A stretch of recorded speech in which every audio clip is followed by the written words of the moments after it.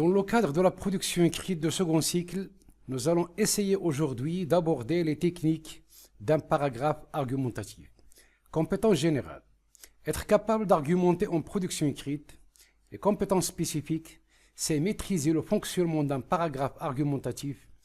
2. Être capable de rédiger un paragraphe argumentatif. Sujet. À ton avis, doit-on accorder plus de liberté aux jeunes d'aujourd'hui ou au contraire, faut-il la restreindre?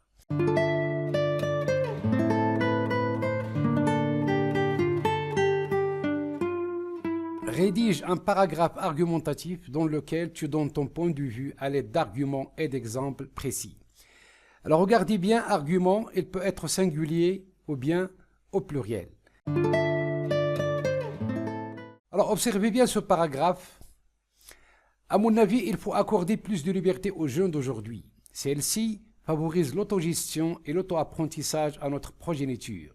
En fait, plus un jeune est privé de liberté, plus il est renfermé et moins épanoui. Par conséquent, c'est grâce à cette aubaine qu'on apprend à être responsable. Alors la question que je pose, il y a combien d'énoncés dans ce paragraphe? Combien de phrases? Voilà donc en couleur, on a bien éclairci le nombre de phrases. Alors nous avons le bleu, phrase 1, le vert, phrase 2, le noir, phrase 3 et en rouge, l'énoncé numéro 4. Donc on a repéré ici les constituants d'un paragraphe argumentatif. Première phrase. À mon avis, il faut accorder plus de liberté aux jeunes d'aujourd'hui. Point. Majuscule. Celle-ci favorise l'autogestion et l'auto-apprentissage à notre progéniture. Bon, la progéniture, ce sont les enfants.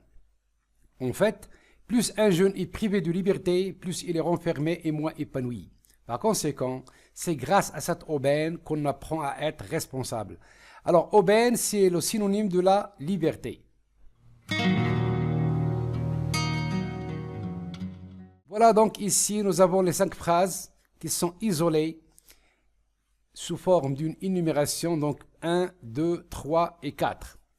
Alors, j'attire votre attention sur les liens logiques. Obligatoirement, il faut utiliser des liens logiques, soit pour l'exemplification, soit pour l'argumentation, soit pour la conclusion partielle, ainsi de suite. Alors, toujours dans le cadre de la conceptualisation, on va essayer de donner un nom à chaque étape. La première phrase, on l'appelle une idée directrice. C'est notre opinion, ou bien c'est l'opinion de l'énonciateur, celui qui argumente. La deuxième phrase, c'est un argument. On donne un argument, donc on donne notre point de vue, et on l'argumente. Troisième énoncé, c'est l'exemplification, ou bien tout simplement l'exemple. Je lis l'exemple, en fait, plus un jeune est privé. Donc, on a ici donné l'exemple par un jeune. Un jeune. Plus un jeune est privé de la liberté, plus il est renfermé et moins épanoui.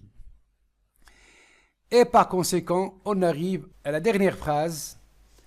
C'est une conclusion partielle. C'est la déduction. Par conséquent, c'est grâce à cette aubaine qu'on apprend à être responsable. C'est ça donc la technique ou bien la logique d'un paragraphe argumentatif. Elle est fondée sur une idée directrice, phrase numéro 1, un argument. Parfois, on peut donner 2 arguments au plus. Alors cet argument, s'il n'est pas convaincant, on peut l'expliquer par un exemple ou bien plus d'un exemple, 2 exemples, 3 exemples. Et enfin, il faut tirer une conclusion. Remarquez bien, on a utilisé l'expression de la conséquence. Par conséquent.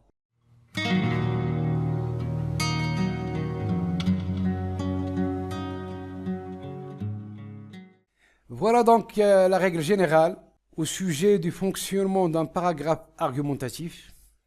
Un paragraphe argumentatif est constitué de, premièrement, une idée directrice. C'est l'opinion de l'énonciateur. C'est son point de vue dès le début. Il donne son point de vue. Deuxième énoncé, c'est l'argument. Alors, en ce qui concerne l'argument, il y a plusieurs types d'arguments. On a l'argument par l'exemple, l'argument d'autorité, l'argument par des statistiques, et ainsi de suite. Alors, si vous voyez que l'argument n'est pas convaincant, essayez de l'expliquer par un exemple au plus. Et enfin, on tire une conclusion. C'est ce qu'on appelle aussi l'aboutissement d'un paragraphe. Alors, de cette manière, vous allez bien construire un paragraphe argumenté et qui est convaincant. Notez bien, pour assurer la cohérence textuelle, il est impératif d'utiliser des connecteurs logiques et des anaphores grammaticales ou lexicales. Celle-ci, c'est une anaphore grammaticale. Alors, c'est quoi l'anaphore? L'anaphore, c'est un substitut de la grammaire ou bien du lexique. Parfois, on peut utiliser un synonyme, une périphrase, pour éviter la répétition. Bon, les connecteurs logiques, il y en a assez, en fait, en plus, par conséquent, car, mais, ainsi de suite. Voilà donc la conceptualisation. Exercice numéro 1. Mets en ordre les énoncés suivants pour reconstituer un paragraphe argumentatif sur le genre littéraire d'Antigone. Donc, le sujet concerne le genre littéraire d'Antigone. Est-ce que c'est un roman à thèse? Est-ce que c'est un roman autobiographique? Est-ce que c'est une tragédie moderne? Est-ce que c'est une tragédie classique? Ainsi de suite. Voilà donc les énoncés. 1, 2, 3, 4, 5. Alors, on a 5 énoncés. Vous allez essayer de les ordonner, les mettre en ordre. Je vais les lire. Car il se termine par 3 suicides. Tout ceci est écrit en prose. Celui de l'héroïne déclenche 2 autres suicides, ce qui prouve incontestablement le genre littéraire d'Antigone, une tragédie moderne. Et enfin, Antigone est une tragédie moderne. Essayez de mettre en ordre ces 5 énoncés pour constituer un paragraphe argumentatif sur le genre littéraire d'Antigone. Alors, correction de cet exercice. L'idée directrice. Antigone est une tragédie moderne. Alors, on va essayer de l'argumenter, car elle se termine par 3 suicides. C'est ça l'argumentation d'une tragédie moderne. Alors, jusqu'ici, on a argumenté le tragique. La fin est tragique. Il se termine par 3 suicides. On n'a pas encore parlé de la modernité. Exemple. Le suicide de l'héroïne a déclenché 2 autres. Alors, l'héroïne, bien sûr, c'est Antigone. Et les 2 autres suicides concernent Aimant et Eurydice. C'est ça l'exemple. Par ailleurs, tout ceci est écrit en prose. Regardez bien, on parle ici de la prose. C'est un argument de la modernité. Regardez ici l'opinion. Il parle d'une tragédie qui est moderne. On a argumenté le tragique, plus l'exemple, et ensuite, on a donné un autre argument sur la modernité. Par ailleurs, tout ceci est écrit en prose. Alors, la prose, c'est le contraire de la poésie. Conclusion partielle, ce qui prouve incontestablement le genre littéraire d'Antigone. 2 points d'explication, une tragédie moderne.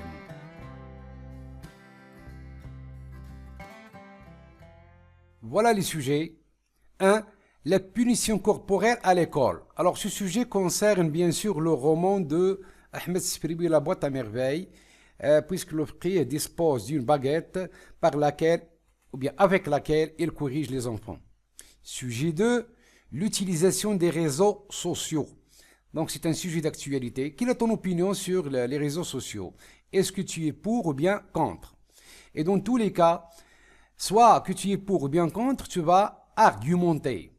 Tu donnes l'idée directrice, un argument, tu l'expliques par un exemple et tu tires une conclusion partielle. 3. Les voyages organisés. Bon, ça veut dire qu'ici, vous allez parler des avantages des voyages organisés et vous allez argumenter votre point de vue. 4. Est-ce que l'argent fait le bonheur? Bon, il y a diverses opinions sur ce sujet. L'essentiel, c'est d'argumenter et d'être convaincant.